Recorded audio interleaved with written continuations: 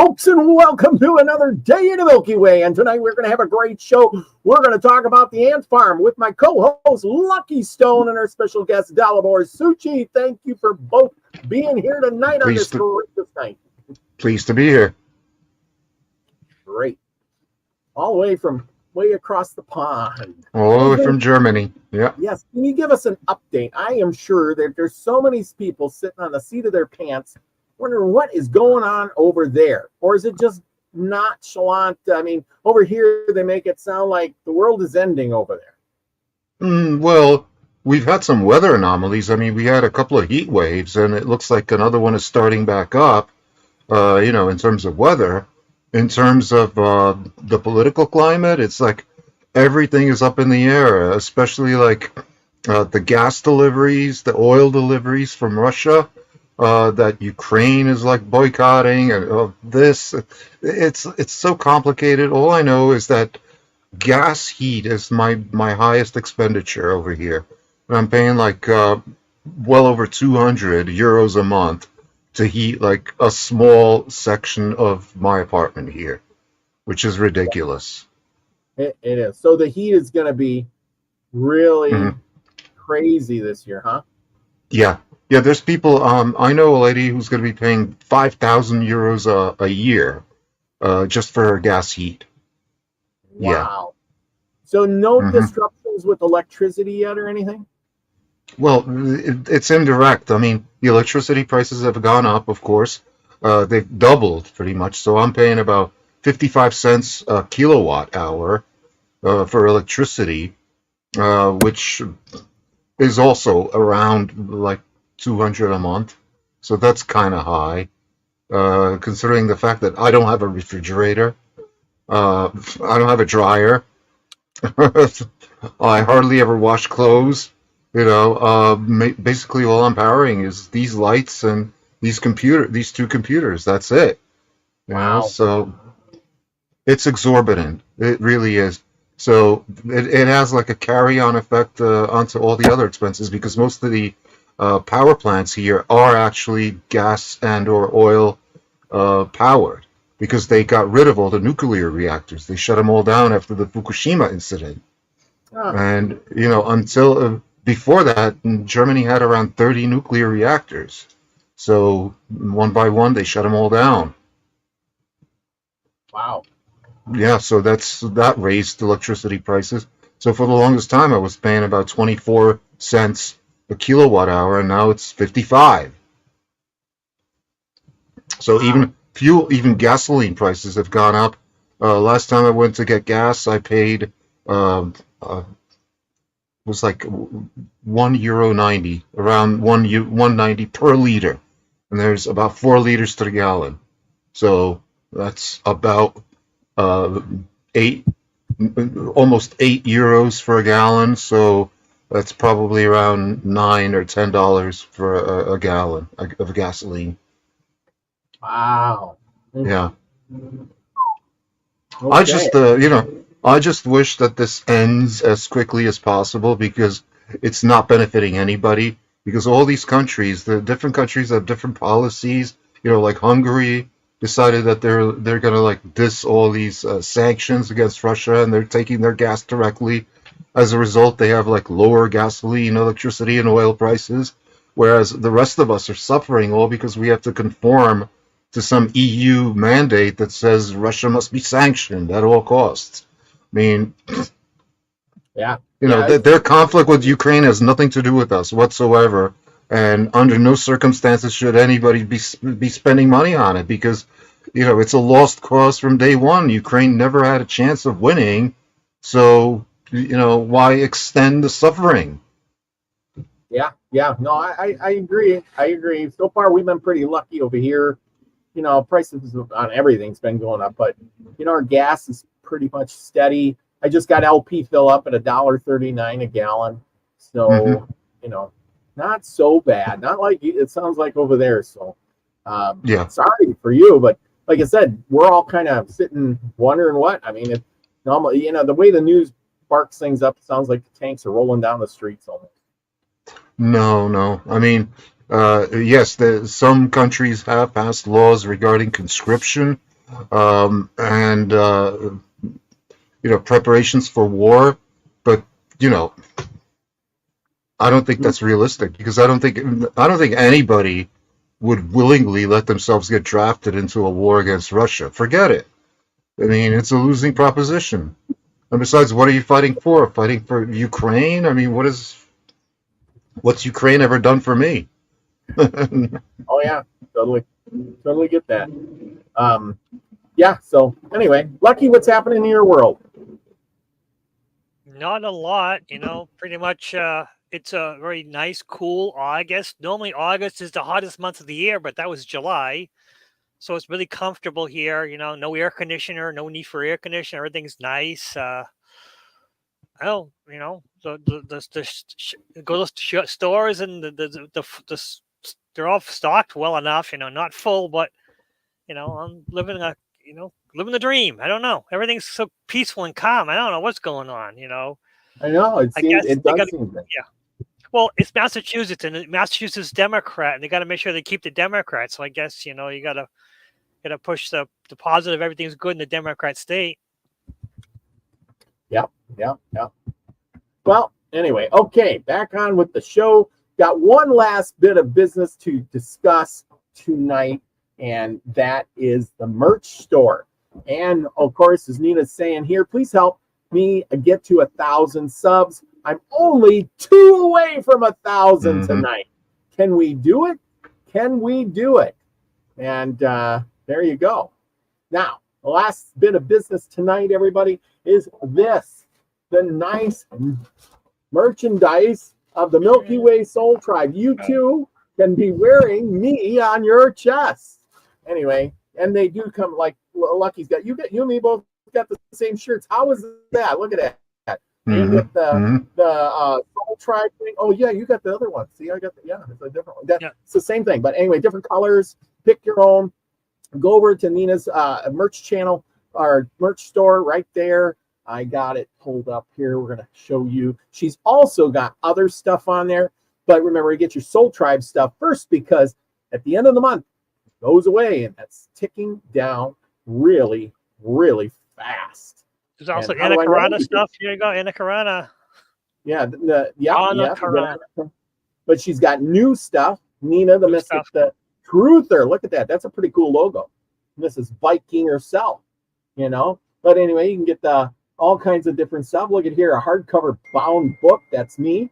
Look at that. Oh, I got to get me one of those. I haven't seen that. I can get a sticker. Look at that. I got one of these. I haven't gotten one of these tumbler deals. Milky Way Soul Tribe Steel Tumbler. Holographic stickers. You can get the Nina, the Truther shirts and mugs. They're pretty darn cool. I really like that. And don't forget your hoodie with my face on it.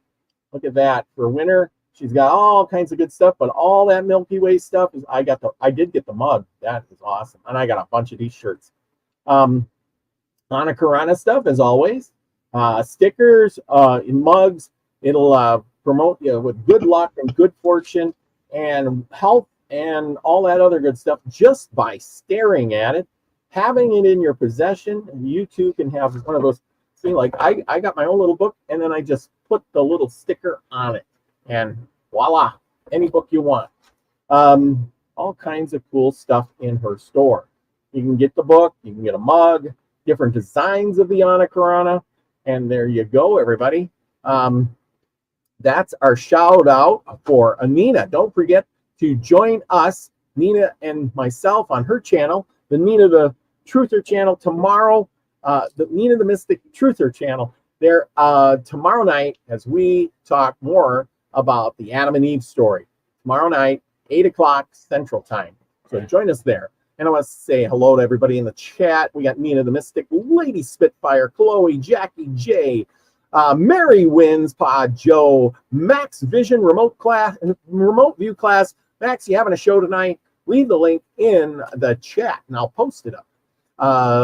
Don't forget to do that. Anyway, we got Pamela Jean, and who else? Sunset Dreamer, Grandpa Brian, Joe, and who else? I hope I didn't miss anybody. I am so sorry if I did. anyway, as I go through, thank you all for joining us tonight. Now, how did this ant farm, is there more or just hope? How did this all come about? Now, that's the question I got asked after I posted the show. And Lucky said, well, what does this mean? And so I am going to read you a letter I sent Lucky. And this describes it all. And it describes it. It's about a friend of mine, and it raised a lot of conflict in my head. And it's good, but it's not so good. Now, I ain't going to name names or anything like that, but I wrote this letter because it was very confusing to me on what is life all about? And am I just spinning my wheels? What am I supposed to do? Am I doing the right thing or not? So here goes. Okay, here's what happened. It gave me the idea to talk about this. I have a longtime friend for more than 20 years, and she is religious. She wants to be very spiritual. She is always looking to be God's good graces. She has been trying to make sense of her life for as long as I know her. She is college educated. She comes from Minnesota and lived in Wisconsin, Colorado, and now California. She is a school teacher and has done double duty most of the time, taking on jobs in the summer, everything from walking dogs to cleaning houses. She is the thing. Here's the thing. She knows, and she seems to never get ahead, even though she knows she lives like a minimalist. I mean, this girl has nothing. She even bought a house in Colorado, Steamboat Springs, matter of fact, and rented all the extra rooms to help pay the bills. Yet, she still couldn't get ahead. Here is the thing. She is a church regular. I know she prays a lot and is a firm believer in God and Jesus. The question, does she give her money to the church? Well, I don't know, but the thing to do is if you want to be faithful, you better give your 10%. But I don't know if she does. Then she moved to California, so she could work with as a volunteer at some church that she says cures the sick, heals the crippled, and more. She tells me they heal people through Jesus, and God has given them special powers. They will teach her if she comes and works with them. Okay, this is where I lost my shit.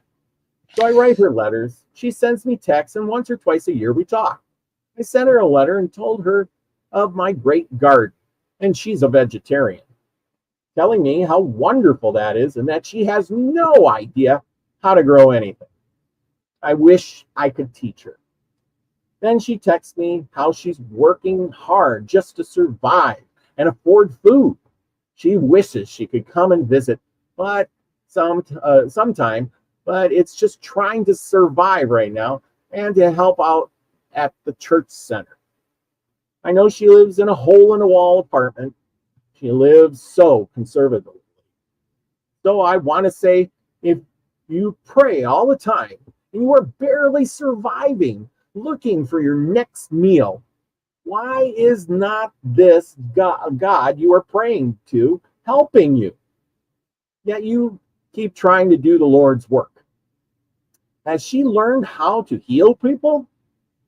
A big fat no. No, no, no. This still is a secret to her. So what is the way?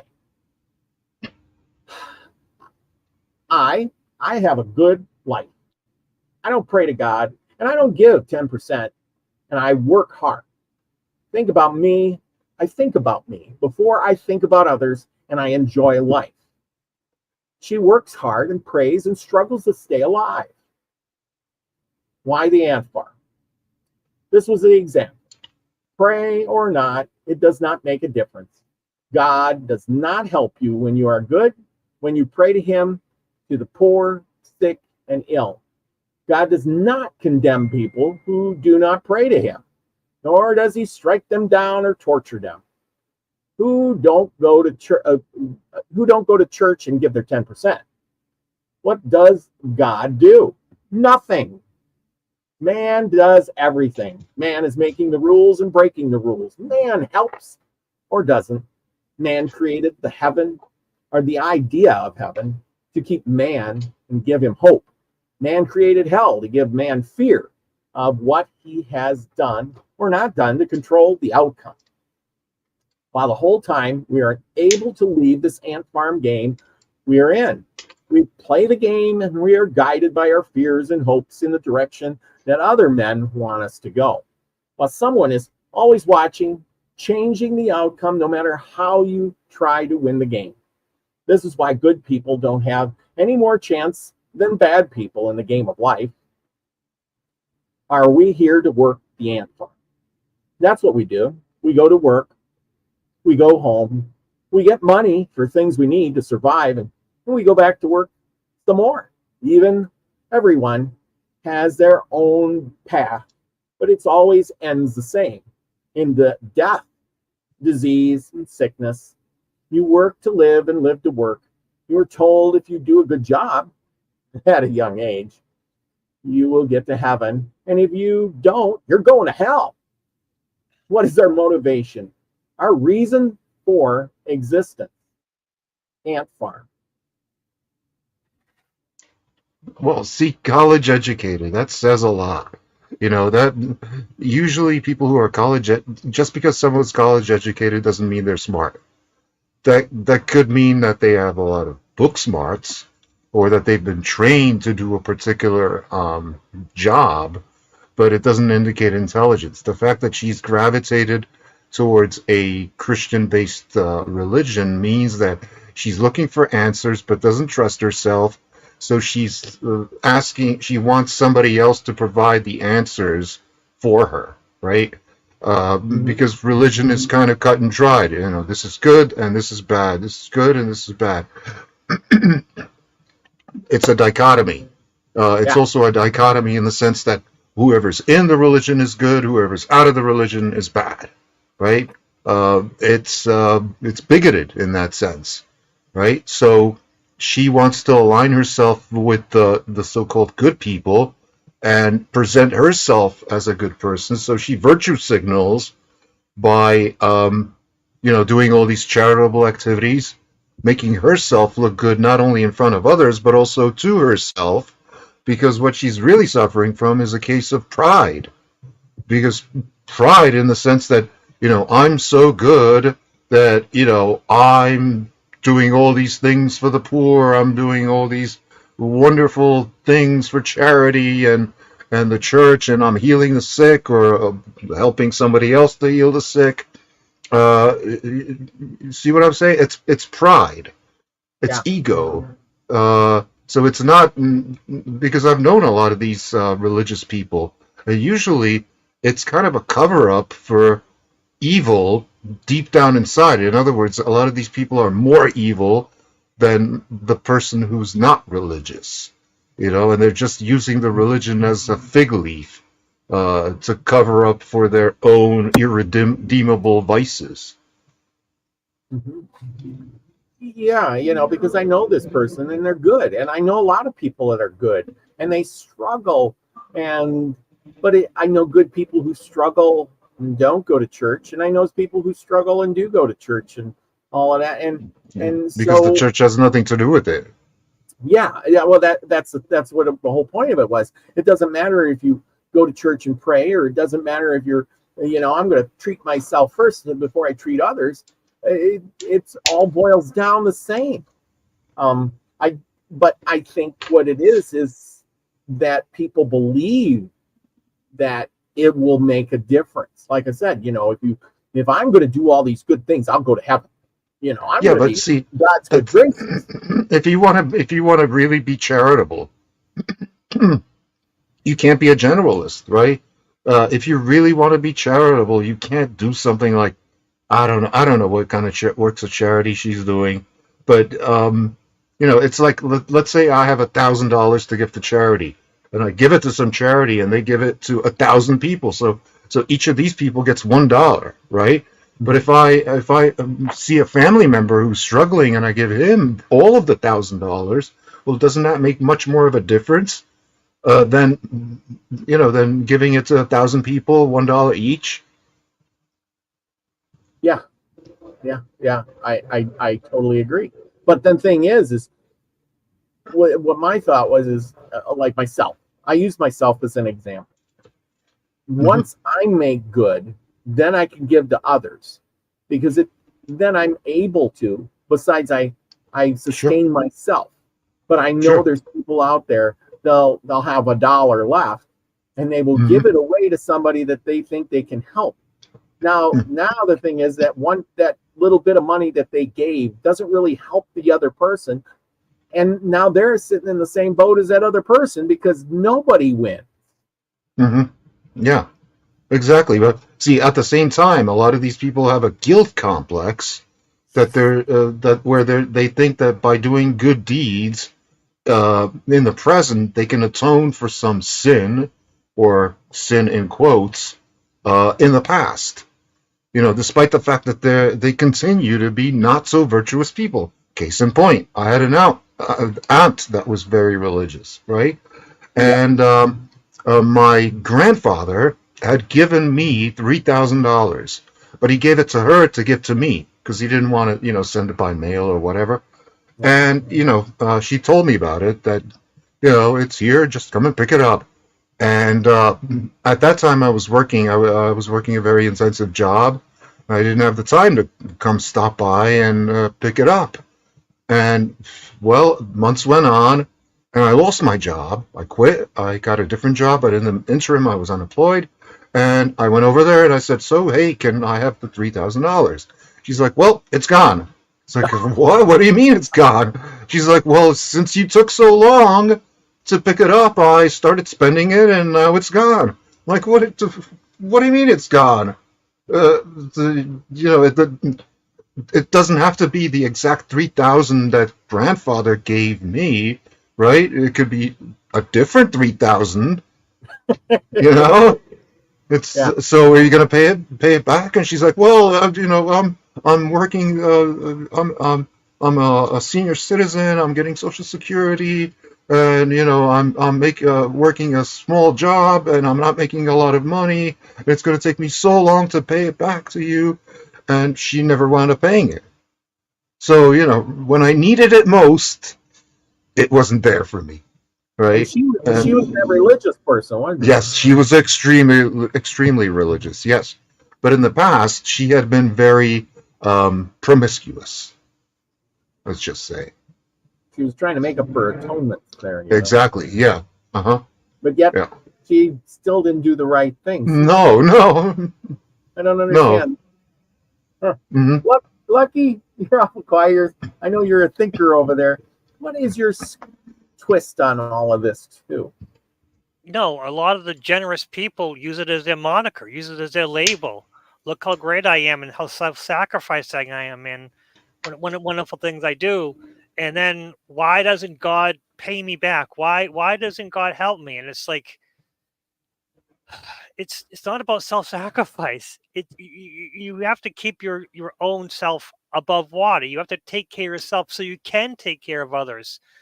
And you're not really taking. And the biggest problem I have with generous people, altruistic people, is when they give it and they don't think about what they're giving, because a lot of people never appreciate free. Yeah. They give away stuff to people, help them out, bring them up, but then they get it and they trash it. It means nothing to them. While it might not seem that important, but rather than giving to them, trade. The biggest thing is that I had a neighbor who was down their luck, and rather than when they needed something, I would help them out, but I would also ask for something. So there was an exchange. So they always knew, hey, if I need something, I would ask like sugar or salt or something silly, flour.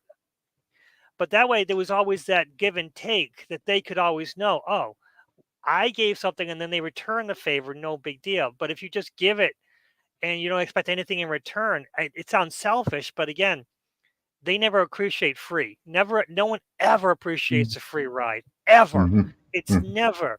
free stuff means nothing.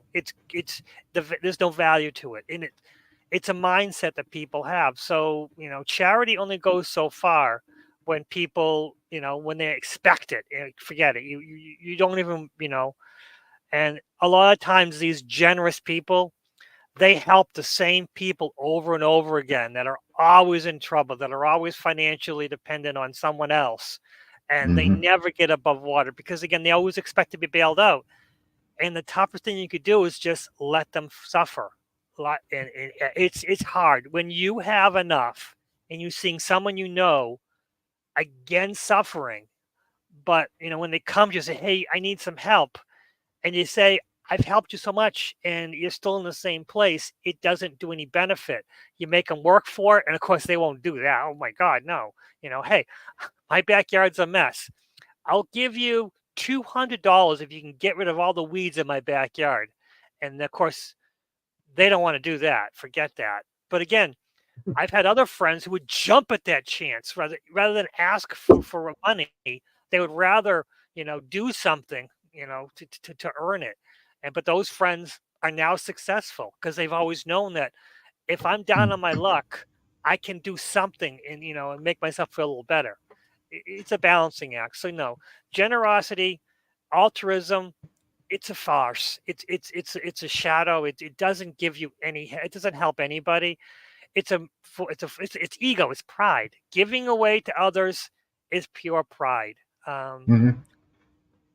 I think if you really want to help somebody financially, surprisingly enough, the best way to do it is by yourself being an example to that person and showing them, giving them the right advice. I mean, it's really easy to make $1 million. Just buy a million widgets for $1 and sell them for two. And that's literally what I did on eBay for 25 years. Okay? And I can show you records going back 25 years of me buying something and selling it for double, literally doubling my money every single time, right? And I've changed two people's lives like that who are now doing this, right? Because they saw my example. They saw that it can be done as proof of concept. So and it doesn't matter what you pick. You could be buying the same stuff on eBay and selling it on eBay, because almost everything has like a price envelope where some items sell for like at the low end, some items of the same type sell at the high end. So you buy at the low end, sell at the high end, you still make a profit, right? It doesn't necessarily have to be double your money. As a rule of thumb, you can only double your money on items that are like less than €80 or $80, right? In other words, you can't double your money on something like a car that you buy for $12,000 and sell it for $24,000. Impossible. No, it's not going to happen. If you buy a car for $12,000, you're going to sell it for maybe 14, but that's still good, right? And I've shown people how to do this. I've used my own example, and I've literally changed people's lives for the better. Not by giving them money, but by giving them information and motivation. Yeah, yeah, that is so true.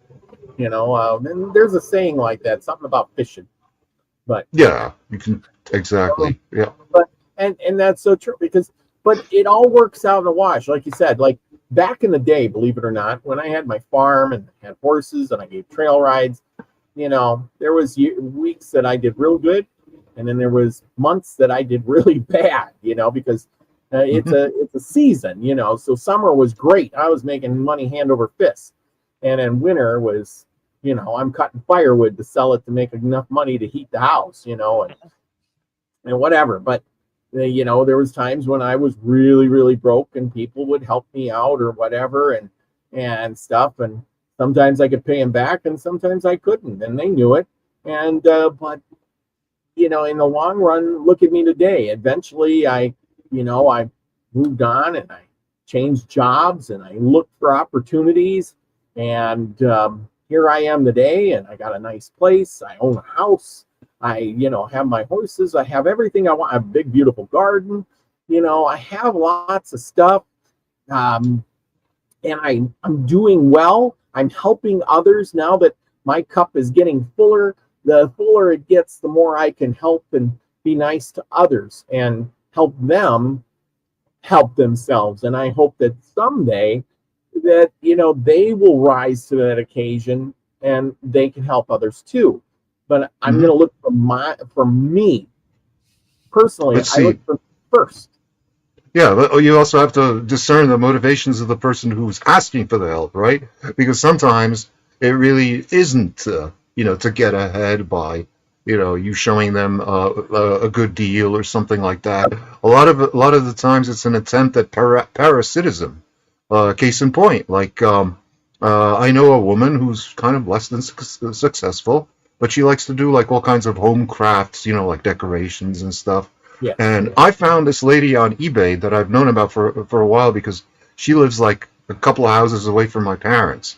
And she sells nothing but like decorations from forest stuff that she finds in the woods, like pine cones. She makes like Christmas wreaths, and it's all nice, but she picks up all the stuff basically for free, right? And she makes 30,000 euros a month. If you doing this, yes, no exaggeration. And I'm like, so I send her the page, and I'm like, look at this lady. I mean, all she does is sell like basically pine cones, which anybody can go into the woods and find for free. And she's making 30,000 a month. You could do the same, right?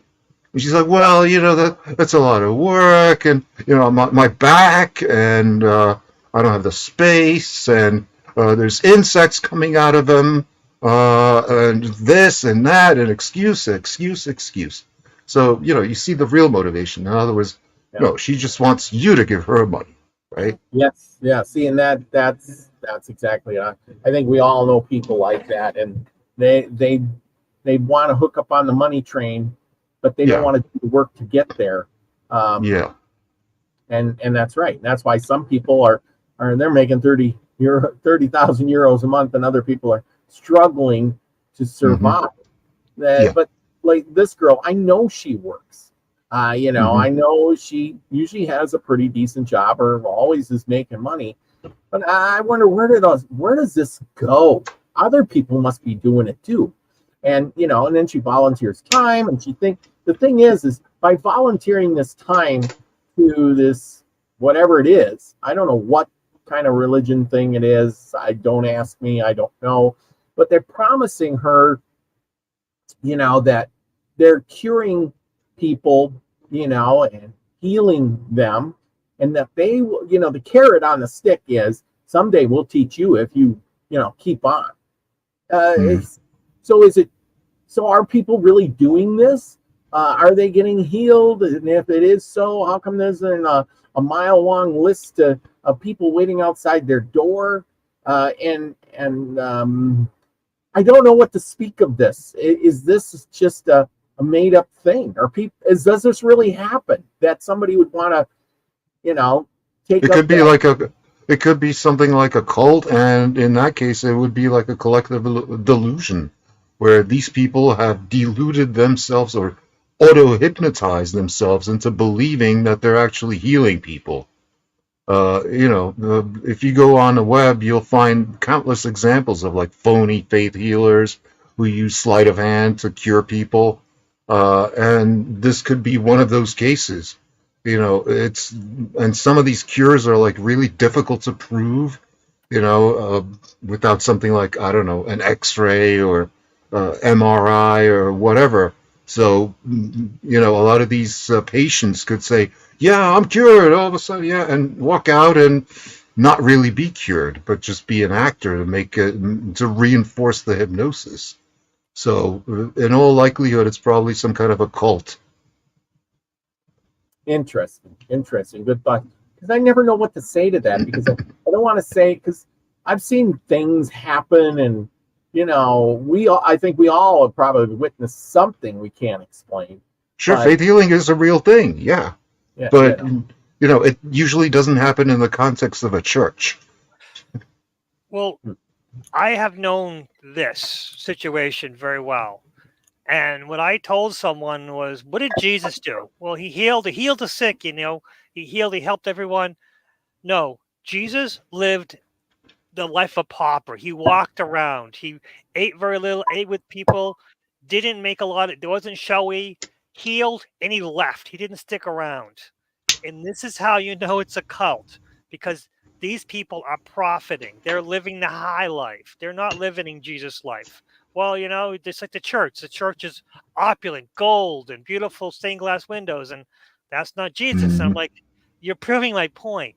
If this is a faith handler from Jesus' point of view, they would live as a pauper. They would live destitute. All the money that came in would go back out again to help people. They would heal, and they would never make a profit from it. They would just keep walking around and doing their thing, and everyone would be happy. Everyone would live just above what they would need, and it would be great. But that's not how they live, and that's just That's and this is the usually problem. not how any of those cults live, is it? Well, yeah, by some accounts, the Roman Catholic Church is the wealthiest organization on the face of the planet. Yeah. And how they Yeah, live pretty well off. Yet the people that support them are the poor people usually. It's not exactly. the Yeah. people. It's the poor people who work really hard. Like I said, we work to live, we work to die pretty much. And so we can give them a buck or two so that they can live better than us. Yeah, and you got to ask yourself, like, what is the church doing with all this money? When something major happens, their response is always less than desirable. They during World War II, the Pope actually came over to Germany and blessed Hitler's weapons. He blessed the weapons. That was Pope Pius the, I don't know, 12th or whatever. But it's no secret. You can look it up. When COVID happened, the Pope said whoever doesn't get vaccinated doesn't get to heaven. That showed me right off the bat that the guy's a phony. His religion is a phony. It's all a fake. The war in Ukraine, has anybody said anything against that? No. Mm-hmm. Yeah, lots to say about. Sunset Dreamer says, when you help someone you become God at that moment. For I help you, not God. Give thanks to the one that deserves it. Give to me before you give thanks to God. Only thanks to God. Yeah, see, something's weird about that. I don't know. When you help someone out, you become, well, I guess you would. You're their hero. You're the helper. The savior. You savior. Yeah, because but that's the thing. That's why I said men make the rules, men break the rules, men make the choices, men, have, designed this whole game, and we're playing it against ourselves.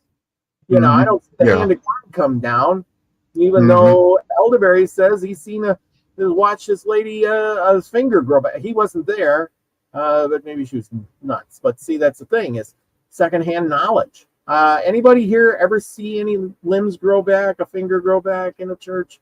I want to know. Yeah. I mean, hands-on seeing it, not secondhand. See, that's the thing, is I can make up stories too, like, oh, I seen a Bigfoot out the back door, but did I? I don't know. You can't prove me wrong. You know what I mean? Kind of thing. So I don't know. Pictures, I don't know. I'd like to see somebody's finger actually grow back in front of me. I think it's impossible, but could it happen? Not saying it can't. I do know that someone who had fingers grow back. My father had his fingers chopped off when he was a kid, and they never grow back.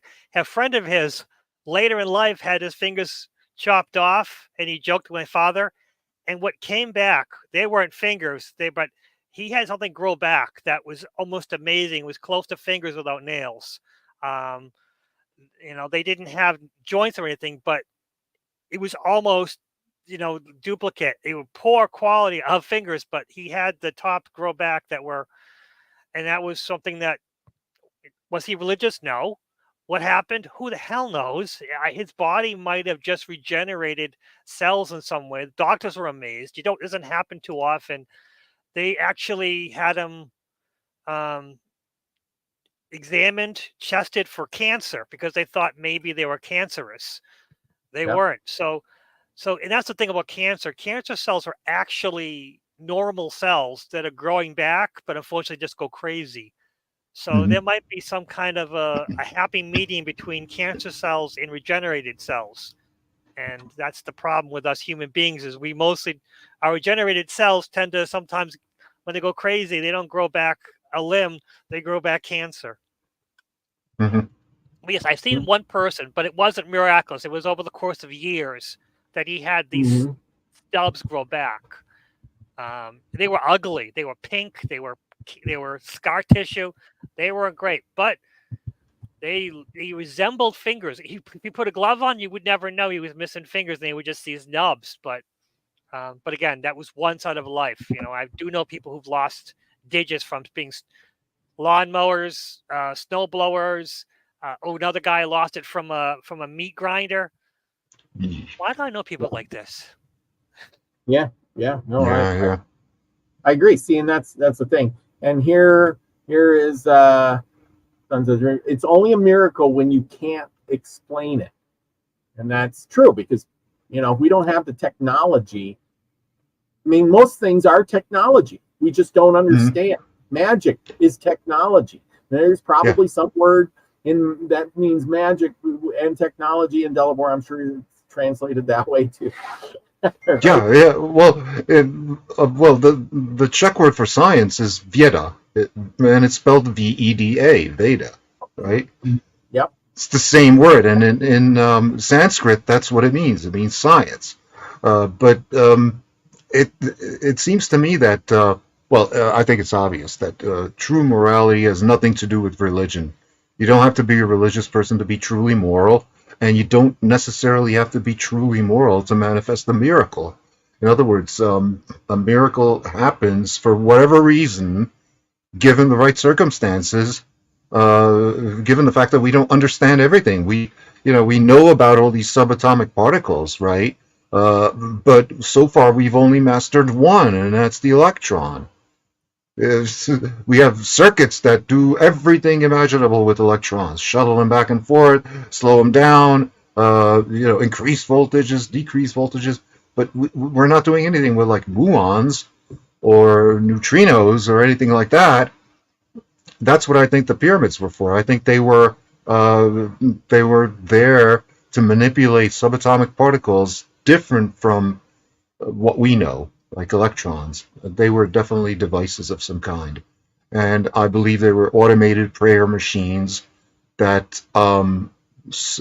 because from research that we know, that I've done, the effect of water placed inside the pyramid is exactly the same as water that's been through like a test similar to like the rice test, where you label a jar of water good, a jar of water bad, and a jar of water neutral, right? And the one that's labeled good over time, if people focus their good energy on it, and you water plants with it, those plants grow bigger, stronger, more resilient. Same as the water from the pyramid, and it also forms the same Dr. Emoto crystals, right? Dr. Emoto, he would take like water, he would put labels on it, and then freeze it, and then look at the crystals. And if he labeled water that was like good, right, and water that was evil, well, the water that was labeled evil would make these like irregular crystals when frozen, whereas the good water made highly regular, beautiful crystals.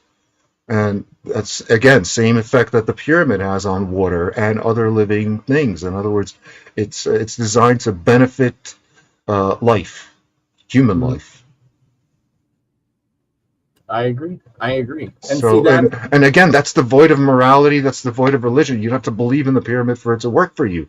Because if you step inside a life-size pyramid, after 15 minutes, if you do a blood draw before and a blood draw after 15 minutes, every single one of your blood values changes for the better. Wow. And you don't have to believe anything.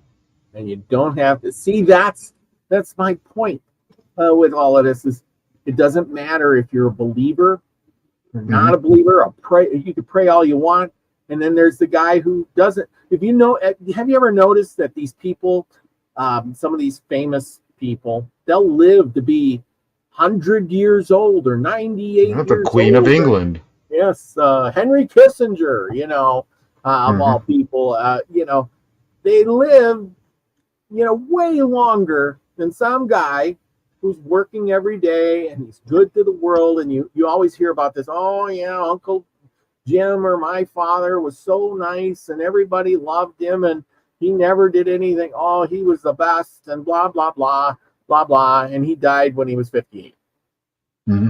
But, when you got these bozos who are, orchestrating wars that destroy and kill thousands of people, they'll live to be 100.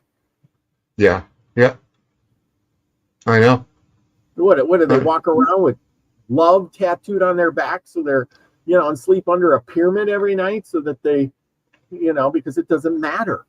They're probably recipients of the love of other people who are stupid enough to love them, right? There's people out there that were stupid enough to love Henry Kissinger, right?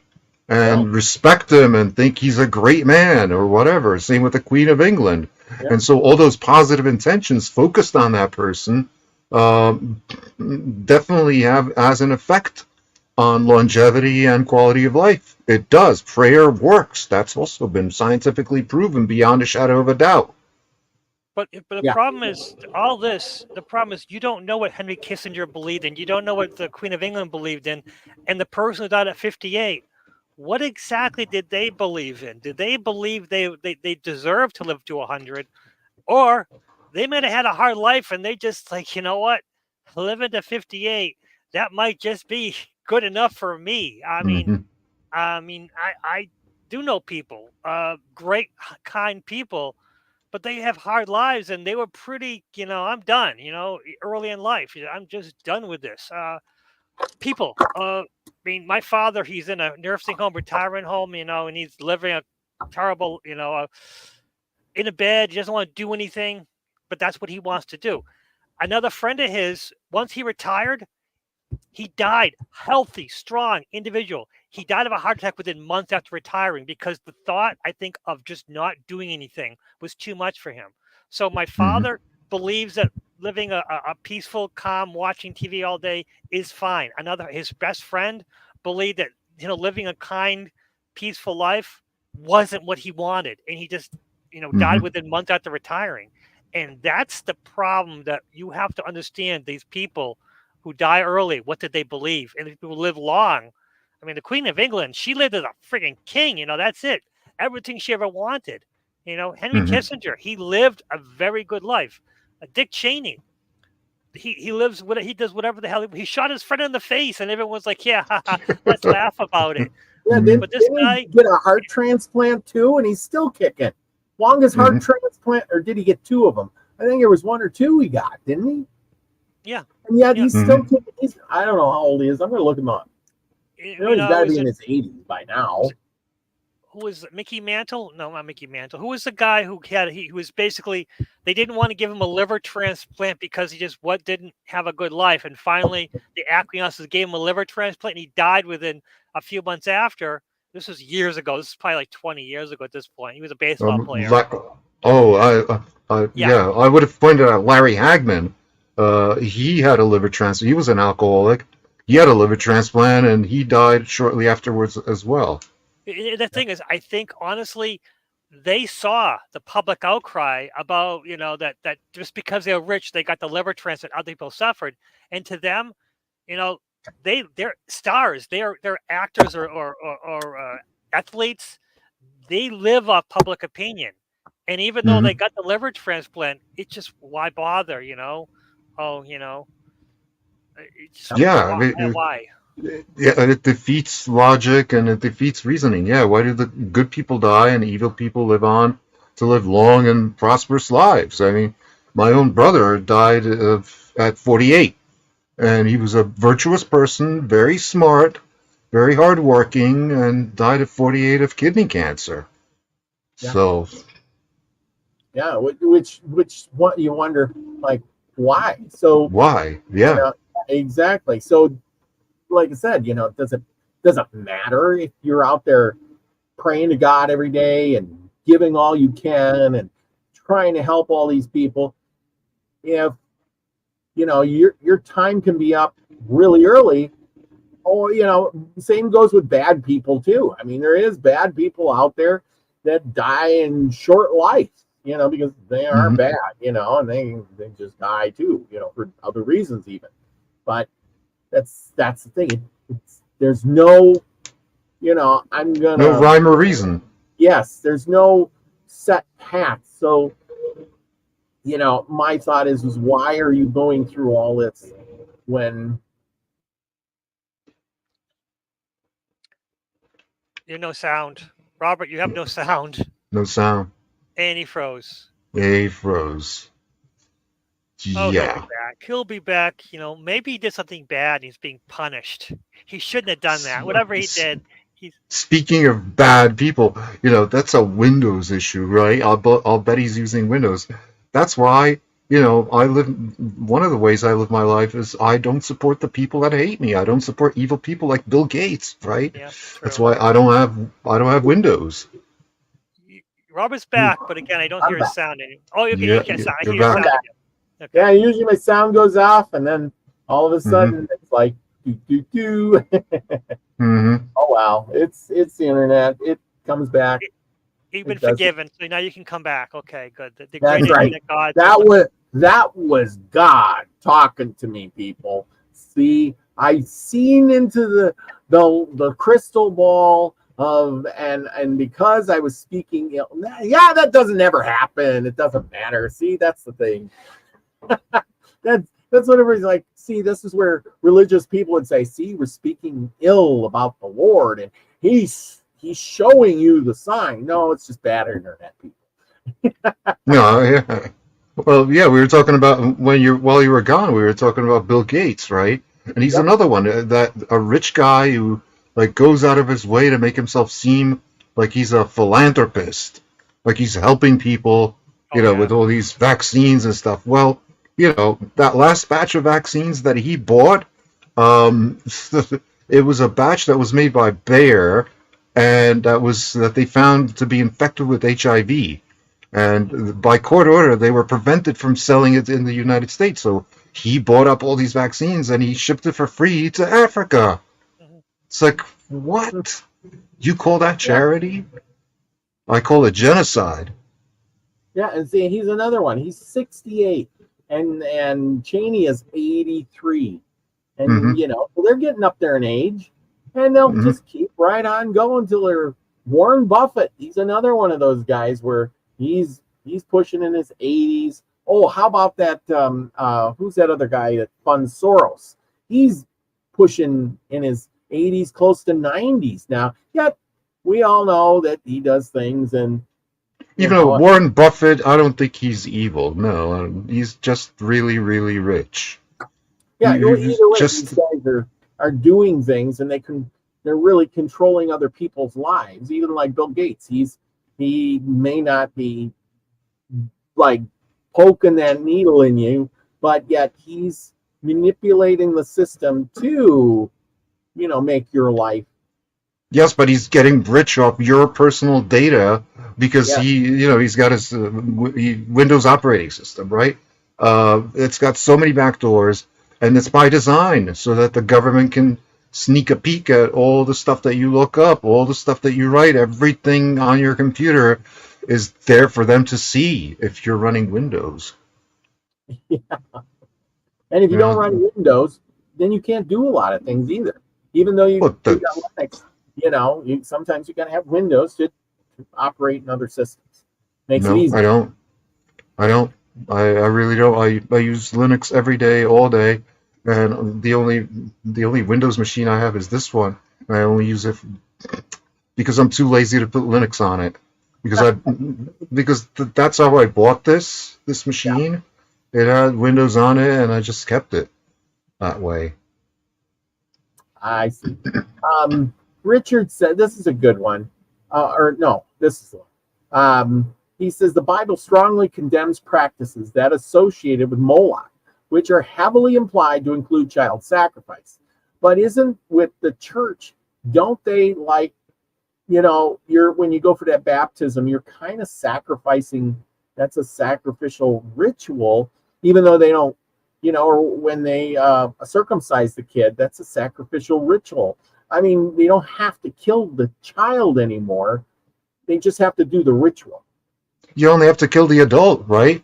Well, a sacrificial ritual is conscripting men to go to war.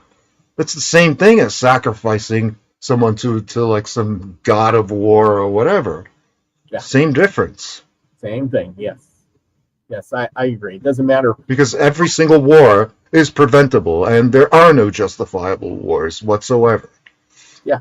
Well, and what was that? I was watching some show, and the guy was saying something about men and going to war, and he says, well, so that's why we have soldiers. They go there because they're soldiers to die. That's what they're for. So send them out there to get killed. I don't care. Well, to circle back to the whole Ukraine situation, I was born in Czechoslovakia during the Soviet invasion, right? The Soviets invaded my entire country in 1968. And we decided not to fight back because we stood no chance, right? So as a result, what happened? 136 of our people died, and the Soviets, they stayed for 21 years.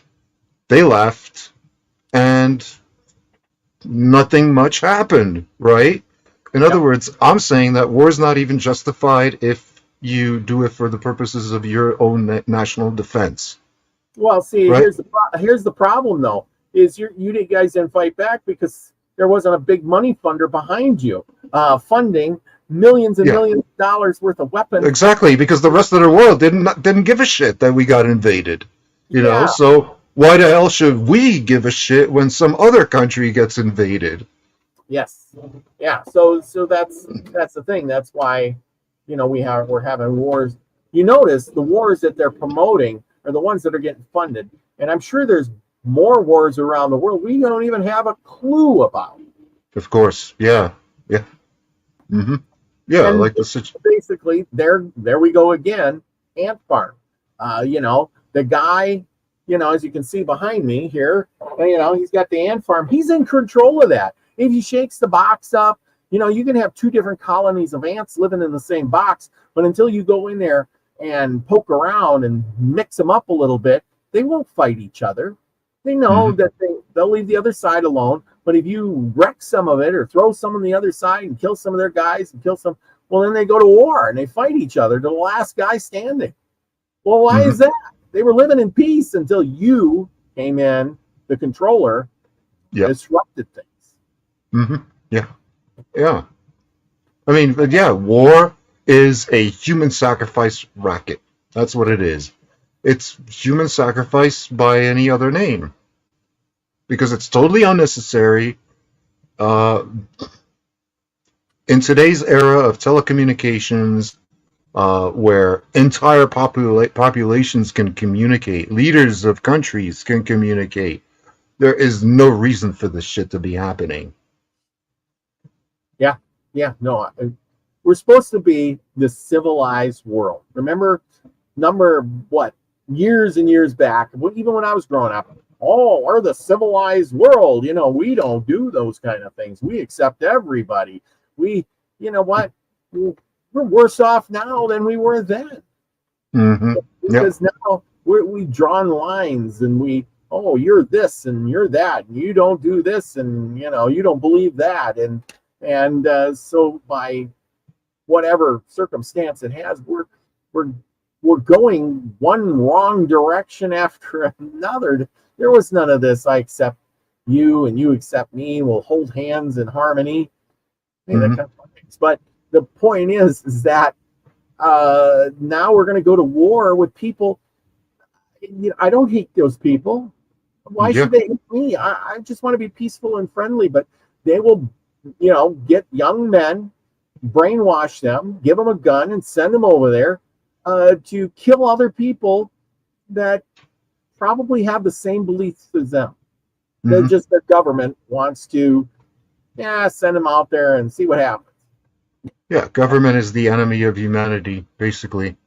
Governments, as they stand now, are not in conformity with what most people believe. And most people have been brainwashed into thinking that this, it's always been like this, and it's the right way to go about it. You don't live in a democracy because you don't get to vote on any of the laws. None. You only get to pick who rules you. That's it. That's not the same as getting to vote on the laws, or more importantly, to vote on the budget, right? Your citizenship should be something like a birthright. It should be something like equity, like ownership, like stock in a corporation that gives you a share of the profits. But does citizenship give you any of that? No, because if it did, you would be able to buy citizenship, sell it, take a mortgage out against it, take a lien out against it, uh, or do other things with it, or use it as security on a mortgage or something like that. No, it's just a piece of paper, and it's just a formality, and it really doesn't give you any additional rights except the right to pick your ruler. That's it. And the rulers, that's a rigged game anyway, because they all come from the same class. They come from the ruling class. They wear the same clothing, at least the men do. They all wear suits with ties. They dress the same. They talk the same. And they all make the same. They're all rich. They're all paid by the same companies. That's the truth Yes. right there. It doesn't matter, Democrat, Republican, liberal, conservative, they're all paid by the same company. I just got a note from someone saying, I have to show the ID to dump my yard clippings, but not to vote. What's going on with this city? I thought it was funny. My city, we have a thing called neighborhood, something like that, and it was just someone was they had to show their lawn clippings, yard clippings, and they bring it to dump because the dump accepts it because it's great compost. Compost. So they have big compost piles at my city dump, so everyone can use it. But I guess you have to show an ID to dump your lawn clippings, which they want. They want them because they have like age. Certainly, they say you dump them here and you get the older ones. But they have to show an ID to dump their lawn clippings. But to vote, I mean, I walk in, you just ask your city and state, and I could say my neighbor's name, and I think And the vote. funniest, Yeah. the funniest part is I went with my wife, and basically we gave our names, and they said that she already voted. I'm like, well, she couldn't have voted because she just came in with me, and it is 2 hours. The polls opened 2 hours ago, and I know she didn't leave. And they go, "Oh, I'm sorry." And they turns out they just checked the neighbor who lives near us. They checked her name rather than my neighbor's name. And we talked to my neighbor, and they go, "Yeah, they probably checked her name rather than my name." I thought it was kind of weird, but I wasn't paying attention because I didn't have my glasses at the time. But yeah, that's the thing. It doesn't matter, and they actually gave my wife her taking. Oh, it must have been a mistake. No big deal. So she could have voted twice. It wouldn't matter. Yeah. And the other question is, do you need an ID to claim government benefits? And that's the real issue. Back in the 1800s, anybody could emigrate anywhere, but back then there were no government benefits, so nobody cared. You either came into the country to sink or swim. Either you made it or you didn't. You ended up dead on the street somewhere. But that's the problem is we need that. We need if you're not a government, if you haven't contributed to the government, why are you getting benefits? And that's one of the problems we have is that we are giving. I don't care. People can immigrate from anywhere. That's fine. Doesn't matter. But if you're here illegally, you should not get any benefits, and that's the weirdest thing. We allow this, and that's and if you fight it, you're a racist. You're against immigration. And no, I'm not about immigration. I support immigration. I'm against illegals. Oh, you're against immigrants. That's the same. It's either you support all the immigrants or you support no immigrants. I'm like, that's not true. I mean, some of the strongest illegal immigrants are actually other Hispanic individuals in my neighborhood. They hate it because they make me look bad. I do everything I can, and they speak pretty good English. They go out of their way, but they really have a major bone to pick with illegal immigration. They're really upset about it, and that might be the one problem that the Democrats might have. The actual legal Hispanic immigrants, they're really getting upset right now. Yeah, I can imagine. Well, the argument I have against it is the fact that unrestrained immigration is going to cause depopulation of some countries where you're going to have like ghost towns and ghost countries. And on the other hand, you're going to have overpopulation in some countries. And, neither situation is good. Overpopulation, localized overpopulation is bad, right? They want the ghost countries because that way they can come in and buy buy stuff cheap and take over the country. Yes. Africa's like that. China owns big parts of Africa. And people are like, why do they own all this stuff in Africa? It's the land. Agriculture, yeah. It's all about agriculture. That's all it's about is about agriculture. Why does China own so much land in Japan?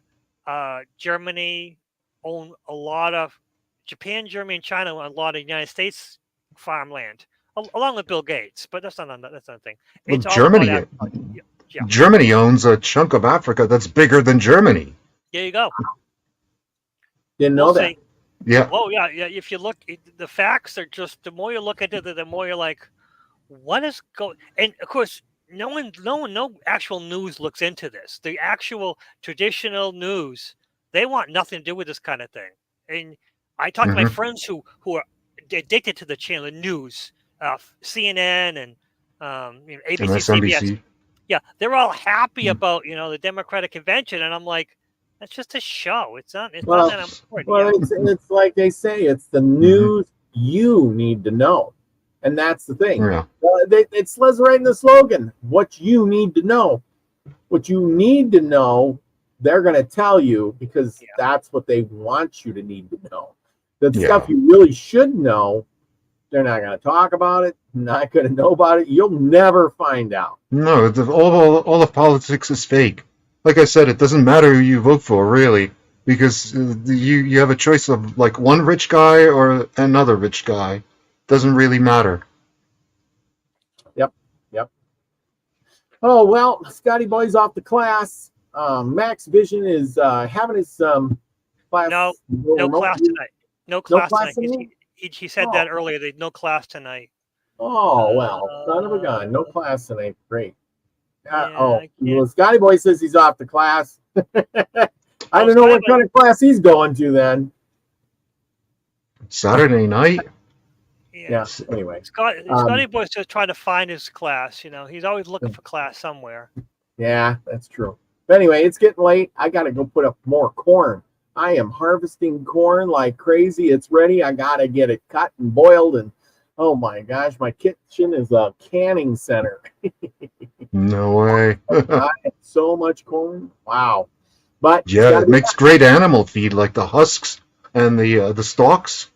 My rabbits used to love those because the stalks are really high in sugar. The corn stalks. Yeah. The corn stalks, I got them too. I'll be feeding them to the horses or something. But I got what was it? What was I going to say? Oh, yeah, but the corn, when sweet corn's ready, you got maybe 3, 4, 5 days to get it picked, cut, put in, the cut up, because it starts losing its sweetness and gets kind of rough. Mm-hmm. So, I misread it. No, it's you people saying no class tonight. It's not Max. It's joking. I see. No, okay, I made a mistake. That's what I get for reading too quickly. Mm-hmm. Yeah, I had let's see. You said no class tonight, and that's what you said. He's got class. He's on. Yeah, he's on here. Yes, he's on right now. I I looked him up later. He didn't post the show. That's the problem. Now he didn't post the show until now. It's from me for not reading the whole story. I read bits and pieces. I'm terrible at chat. Chat to me is one of my weaknesses. There's his link. So go join Max over at Max Vision's remote view class. Don't forget to check out the merch. Thank you guys for coming on, talk about the ant farm. I think we learned a lot, and I think I learned a lot because I really need to know how to approach a situation when I talk to this gal again, because I hate to be say, listen, it's all phony baloney. but I don't want to say it's you're wrong or you're right, because I don't believe it's right. But hey, you can't help those who don't want to be helped. That's Yeah, the and also right there. Yes. if you keep making the same mistake over and over again, maybe it's time to change your strategy, right? Yeah. You must be doing something wrong. If you're not succeeding and keep trying the same thing over and over again, then obviously whatever you're doing is not working. That's what I would tell her if you wanted to be gentle about it. Yeah, absolutely. Like I said, but it got my brain thinking about, I mean, in a way, we're like two opposite ends. I'm fighting the system, that system, and she's enabling that system. And who's getting ahead? Me. Yeah. She's not getting there. She'll be one of those people that will end up needing my help to get by someday, maybe. Yeah, because ultimately the power that we, the ordinary people of this world, have is to ignore what the ruling class wants us to do and do our own thing. Yeah. Sunset Dreamer says she got the Lord, leave her alone. Yeah, well, Lord will take care of her when the apocalypse comes and she's out there praying and saying, "Oh, save me," as a big wave or earthquake swallows her up. And I'll be over there saying, "I'm all prepared, I'm bugging out, and I'm going to live for another day." Yeah. Because I prepared myself. You can't help anyone who's not receptive. So there's no advice you can offer anyone unless they are receptive to it. So Yeah. not much you can do. That is true. So, okay, with that, thanks everybody. Remember, offer some advice, but don't expect any results unless that person is willing to accept your help. But in the meantime, you need to be the frequency you want to receive. Pass it along to others. Love you all. Peace, everybody. Bye.